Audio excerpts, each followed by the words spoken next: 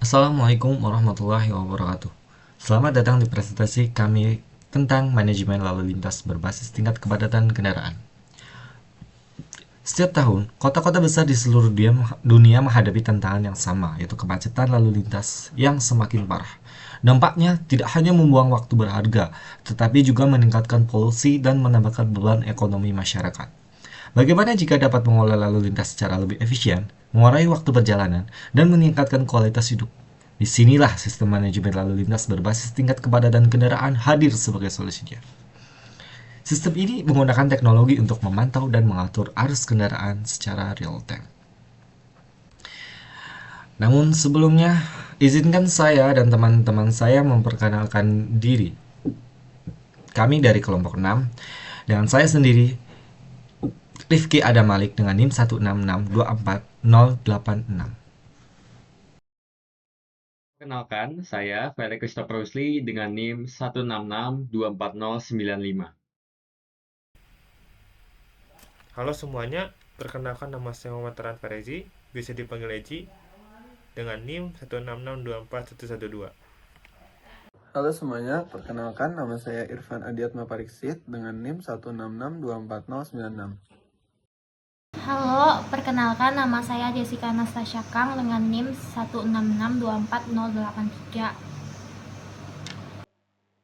Halo, perkenalkan nama saya Muhammad Layana Anandias dengan NIM 166244091.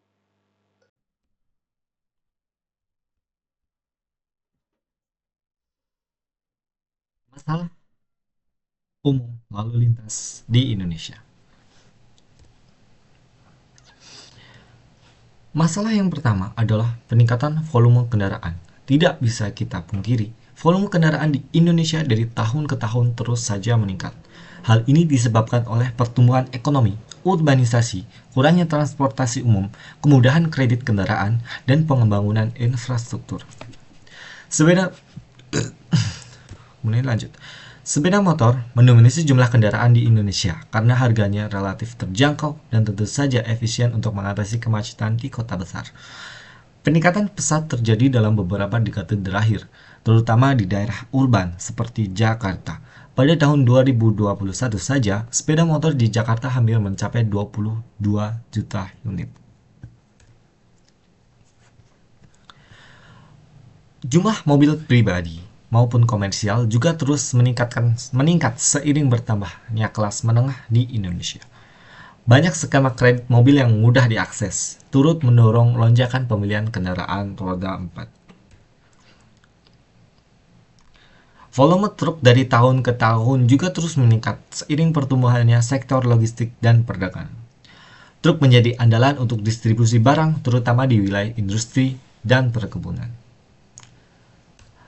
Masalah umum dalam berlalu lintas yang kedua adalah kurangnya etika dan tata tertib berlalu lintas warga Indonesia. Kurangnya etika ini di Indonesia disebabkan oleh rendahnya kesadaran, sikap egois pengendara, minimnya edukasi, dan lemahnya penegakan hukum.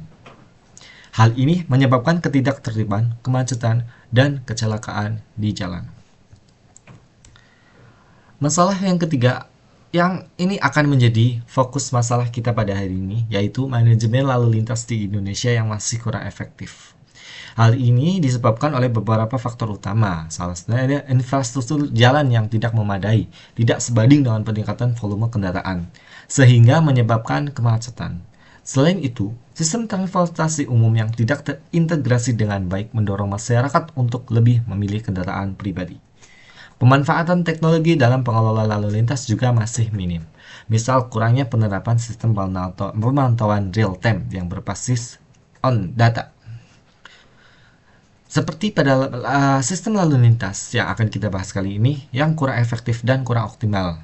Tersedia saat ini hingga seringkali menyebabkan kendaraan menumpuk di salah satu ruas yang memiliki tingkat kepadatan kendaraan yang tinggi karena lampu lalu lintas pada ruas tersebut tidak mendapatkan durasi lampu hijau yang sesuai dengan keadaan kepadatan. Durasi lampu yang diberikan tidak sebanding dengan volume kendaraan yang terdapat pada suatu lajur, yang mengakibatkan meningkatnya kepadatan arus lalu lintas pada lajur tersebut. Oleh karena itu, Manajemen lampu lalu lintas berbasis tingkat kepadatan kendaraan perlu diterapkan.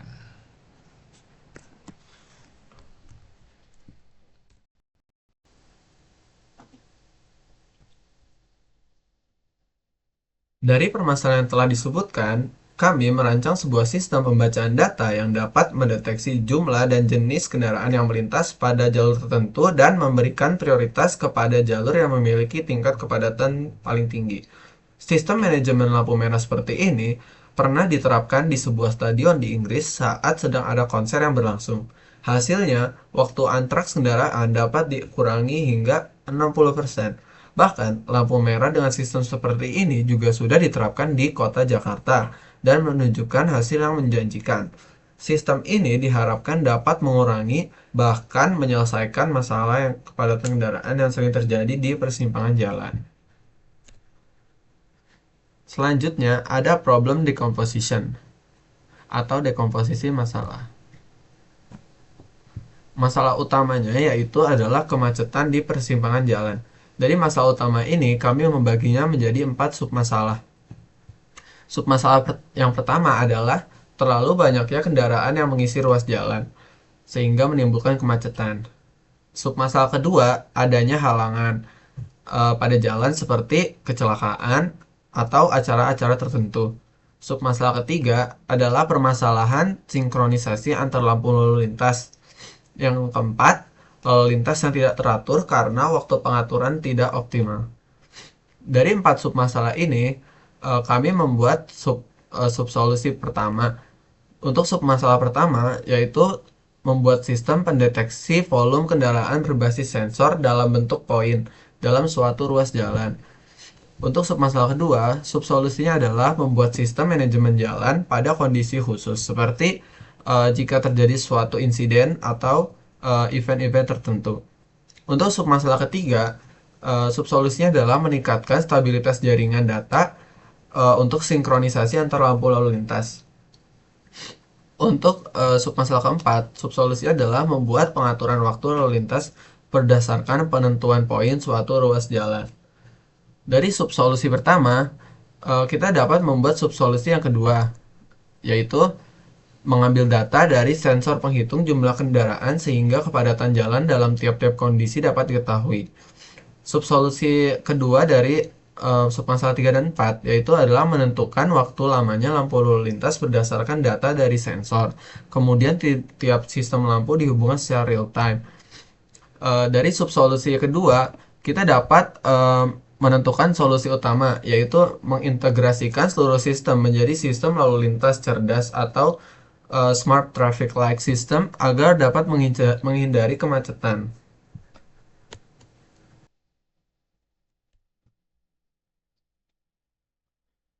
Selanjutnya adalah pengenalan pola. Yang pertama adalah pola arah jalan.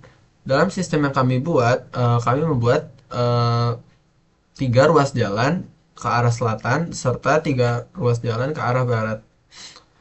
Dengan setiap kendaraan tidak boleh berbelok di ruas jalan tersebut. Selanjutnya adalah pola khusus. Pola khusus di mana ketika terjadi kecelakaan atau acara-acara tertentu, jalan akan ditutup sementara, memberikan ambulans atau pemadam kebakaran untuk melaju. Selanjutnya adalah pola kendaraan. Kami membagi jenis kendaraan menjadi poin-poin tertentu. Untuk motor yaitu 1 poin, mobil 3 poin, kendaraan sedang 4 poin, bus 6 poin, dan truk besar adalah 7 poin. Selanjutnya adalah pola prioritas lampu. Melihat pola kepadatan untuk menentukan prioritas, misal jalan utara lebih padat pada siang hari daripada jalan timur. Jika kemacetan sepi, lampu hijau akan berjalan selama 15 detik. Jika kemacetan tidak padat, lampu hijau akan berjalan selama 20 detik. Jika kemacetan padat, lampu hijau akan berjalan selama 25 detik. Dan jika kemacetan sangat padat, lampu hijau akan berjalan selama 30 detik.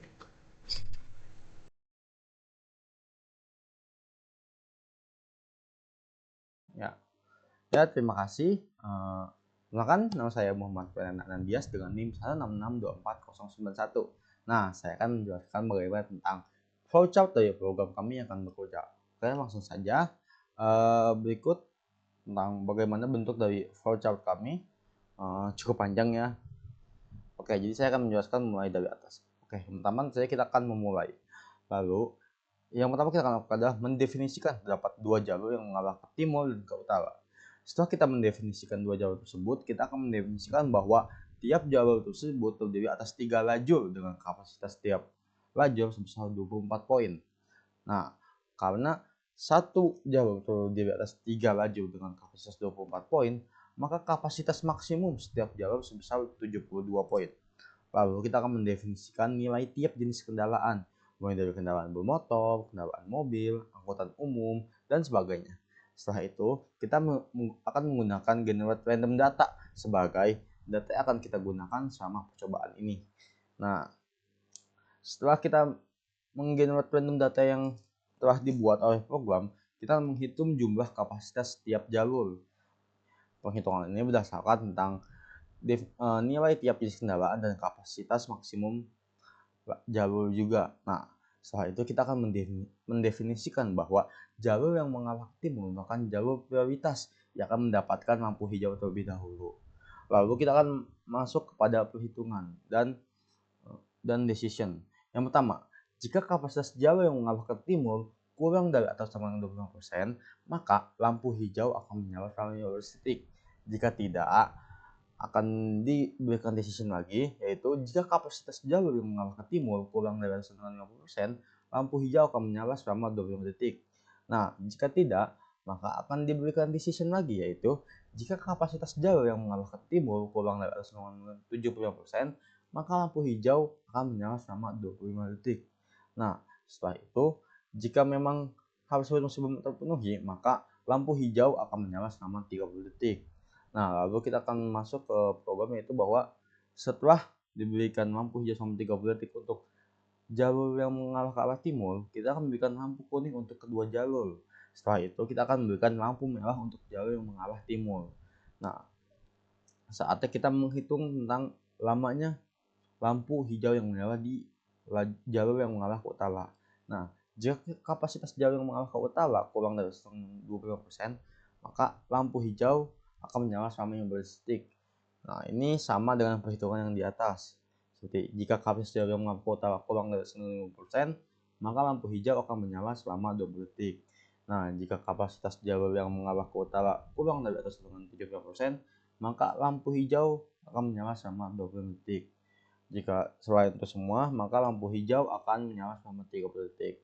Lalu, kedua jalur akan mendapatkan lampu kuning lagi. Setelah itu, lampu merah akan maksudnya jalur utara akan mendapatkan lampu merah.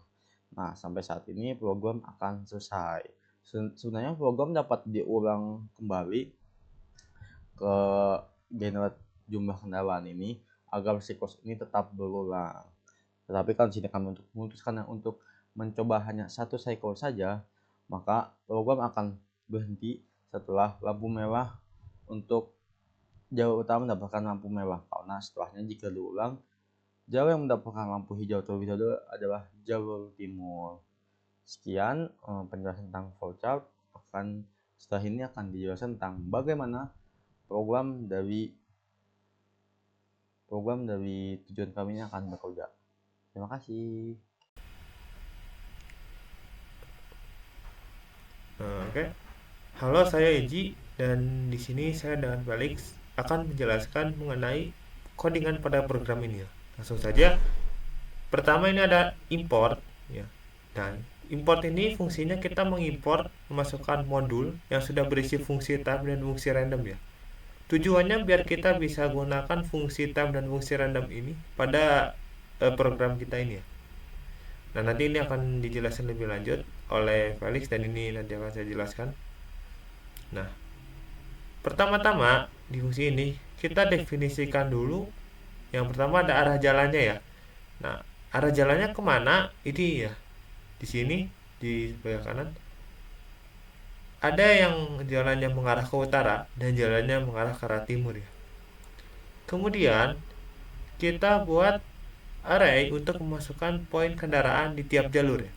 Ada 3 bagian array. ini merepresentasikan poin-poin kendaraan di tiap jalur ya, karena ada 3 jalur ya, jadi ada 3 poin kendaraan di tiap jalurnya. Kemudian kita definisikan kapasitas jalurnya, yaitu sebesar 24 poin ya di sini. Setelah kita definisikan, kita hitung total poin kendaraan di tiap jalurnya, masing-masing kendaraan. Nah, dengan cara jumlah kendaraan ya. Nah, jumlah kendaraan ini kita dapat dari fungsi ini ya, dengan air ini. Pada range 3, yaitu di jalurnya ini, kita buat loop. Nah, kita buat random choice ya. Jadi kita membuat kendaraan secara random ya. Makanya kita perlu modul random ini supaya kita bisa gunakan fungsi random ini yang nanti menghasilkan kendaraan yang ada pada ini ya. Jadi ini kendaraannya apa saja dengan poinnya masing-masing ya. Nah, nanti setelah kita buat kendaraannya apa saja, kita asumsikan tiap kendaraan itu keluarnya itu antara 1 sampai 5 kendaraan di jalannya, jumlah kendaraan yang keluar. Kemudian kita asumsikan poinnya, kita panggil def yang di awal ini. Nah, nanti tujuan ini adalah kita print jumlah kendaraan, sampel kendaraan yang masuk ke jalur keberapa ini di arah jalan yang kemana. Nah, fungsi ngeprint ini ya adalah supaya kita bisa tahu gitu gambaran jalannya itu seperti apa ya. Jumlah kendaraannya berapa, kendaraannya apa aja, yang masuk ke jalur keberapa di arah jalan yang kemana gitu. Nah, kemudian kita kembali lagi sini, kita kalikan jumlah kendaraan ya. Jumlah kendaraannya ini berapa, dikali dengan poin kendaraannya masing-masing. Ya.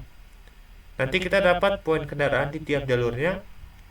Kemudian setelah kita tahu poin kendaraan di tiap jalur, kita cari poin untuk kemacetannya ya. Itu pertama kita jumlahkan dulu semua poin kendaraan di tiap jalur tersebut. Jadinya ini kita dapat jumlah poin di satu jalan ya. Kemudian cara mencari poin kemacetannya itu dengan jumlah poin di satu jalan tersebut dibagi dengan kapasitas jalurnya. Berapa? Ini ya, sudah didefinisikan di awal itu 24 dikali 3. Kenapa 3? Karena ada 3 jalur di satu jalan ya. Makanya kita kali 3. Nah, kenapa kita jumlahkan semua jalurnya dan kita kali 3 ininya? Ini karena supaya kita bisa mengasumsikan bahwa di satu jalan itu pasti terjadi kemacetannya di satu jalan penuh gitu, nggak mungkin di satu jalur. Makanya kita asumsikan poin kemacetan ini di satu jalan ya. Nah, setelah poin kemacetan ini kita dapatkan, kita hitung perbandingan poin kemacetan ini dengan lama lampu hijaunya ya. Jadi kita bisa lihat di sini bahwa apabila poin kemacetannya ini kurang dari 0,25, hasilnya adalah lama lampu hijaunya 15 ya, ini yang paling cepat. Tapi apabila kemacetannya itu lebih tinggi dari 0,75 ya, sini banyak kita ke else, maka si lampu hijaunya ini punya waktu yang paling lama ya, yaitu 30 ya. Nah, jadi kita bisa tahu perbandingan lama lampu hijau dengan poin kemacetannya ya. Semakin besar poin kemacetan, maka semakin lama lampu hijau. Nah, setelah ini selanjutnya akan dijelaskan oleh Felix ya.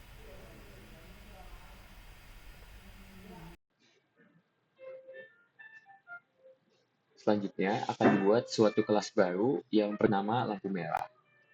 Dalam pengaturan lampu merah ini, ditetapkan bahwa lamanya lampu hijau minimum itu adalah selama 15 detik.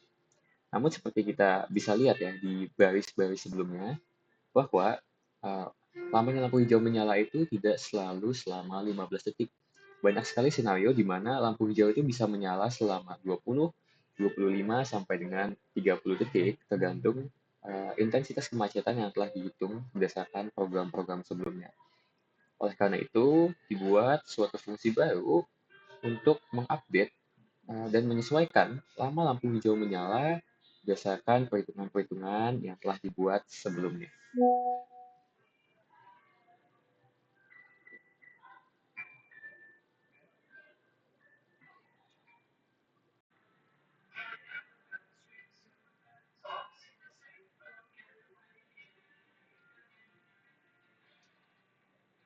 Lalu akan dibuat kelas untuk mengatur mekanisme berfungsinya lampu lalu lintas. Pertama, didefinisikan terlebih dahulu bahwa terdapat jalan yang mengarah ke utara dan jalan yang mengarah ke timur, beserta lampu lalu lintas yang mewakili masing-masing ruas jalan tersebut. Dalam kasus ini, dianggap bahwa jalan yang ke timur akan selalu mendapatkan prioritas untuk mendapatkan lampu hijau pertama kali dibandingkan dengan jalan yang mengarah ke utara.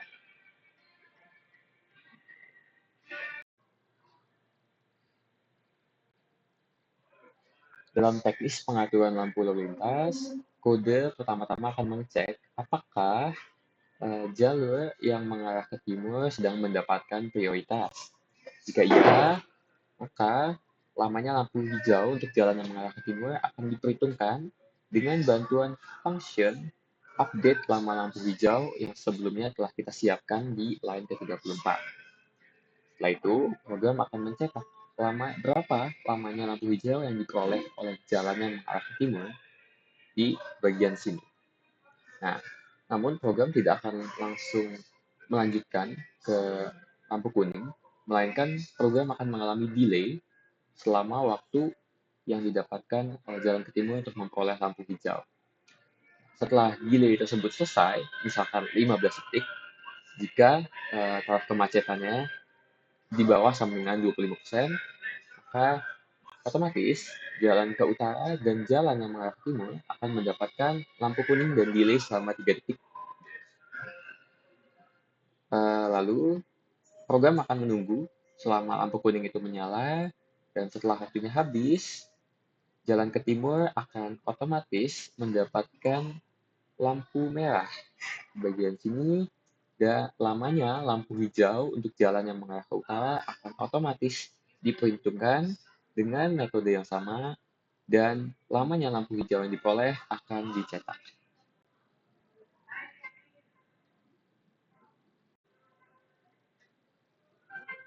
Jika program telah melakukan pengecekan dan ternyata jalan yang mengarah ke timur sedang tidak mendapatkan prioritas, maka program akan langsung menghitung lamanya lampu hijau untuk jalan yang mengarah ke utara.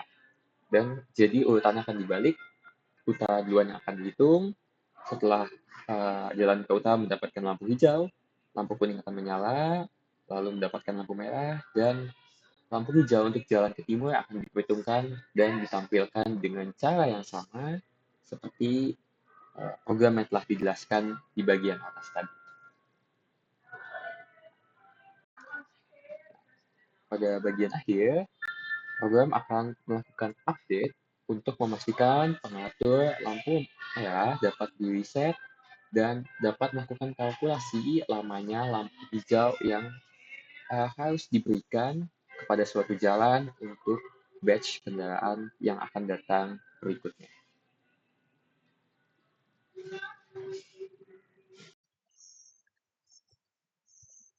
Oke, jadi perkenalkan lagi, nama saya Jessica Anastasia Kang dengan NIM 166248083. Jadi kali ini saya akan menjelaskan contoh demo atau kasus yang ada di program ini. Jadi kita coba run aja sistemnya, dan di sini dia muncul kode random gitu. Bukan kode random sih, semacam seperti contoh kasus yang random. Karena di sini juga udah di generate random, sehingga nantinya akan muncul kendaraan, lalu juga berapa jumlahnya, terus ke arah mana dia, itu akan muncul secara random. Karena kita anggap di sini datanya tuh udah ada gitu, jadi nggak perlu diinput lagi. Nah, sekarang di sini ada contoh kasus ini kan, akan kita bedah kenapa sih keluarannya jadi dia jalan mengarah ke timur itu 20 detik lampu hijau.